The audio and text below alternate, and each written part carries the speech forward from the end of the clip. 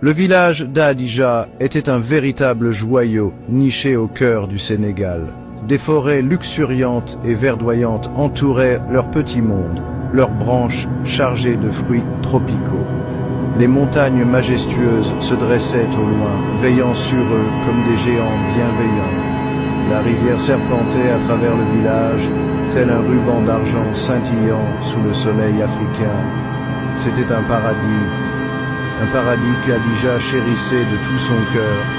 Hadijà, du haut de ses 12 ans, connaissait chaque recoin de ce paradis. Elle se faufilait entre les arbres avec l'agilité d'un singe, pêchait des poissons argentés dans la rivière avec une patience d'ange.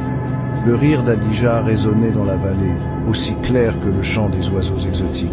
Elle était heureuse, elle était innocente, mais le bonheur comme le soleil couchant est éphémère. Omar, le grand-père d'Hadija, était le patriarche du village. Un homme respecté, aimé et envié. Sa richesse était de notoriété publique, des troupeaux de bétail, des champs à perte de vue et une maison remplie de biens précieux. Mais Omar était un homme juste. Il partageait sa fortune avec les plus démunis, aidait les malades et protégeait les faibles. Bachir, un homme au cœur noir comme le charbon, jalousait Omar. Il convoitait sa richesse, murmurait des paroles venimeuses dans l'ombre.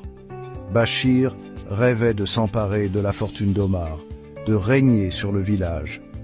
Son avidité le rongeait de l'intérieur. Un soir, alors que le soleil africain se couchait, embrasant le ciel de couleurs flamboyantes, Bachir mit son plan à exécution. La nuit était tombée, noire comme la nuit. Un corbeau croassa, un son lugubre qui déchira le silence.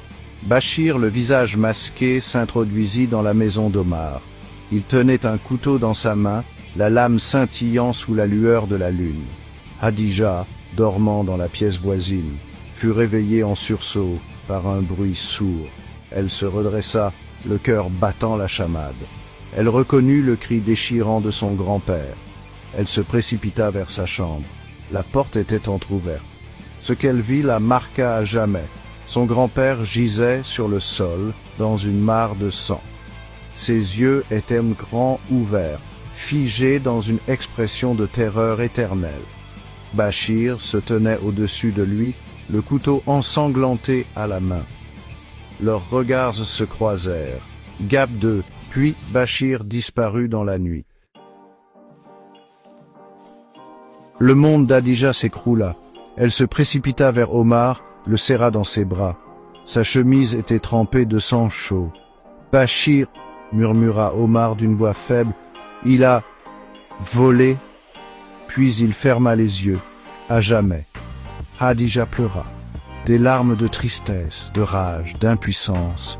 Elle jura, la voix rauque de douleur, « Grand-père, je te le promets, je vengerai ta mort, je récupérerai ce qui t'appartient, justice sera faite. » Dans le cœur de la jeune Hadijà, une flamme venait de naître, la flamme de la vengeance. Elle était petite, fragile, mais elle brûlait avec une intensité féroce. Hadijà n'était plus une enfant innocente. Elle était devenue la gardienne de l'héritage de son grand-père. Elle était la vengeance incarnée.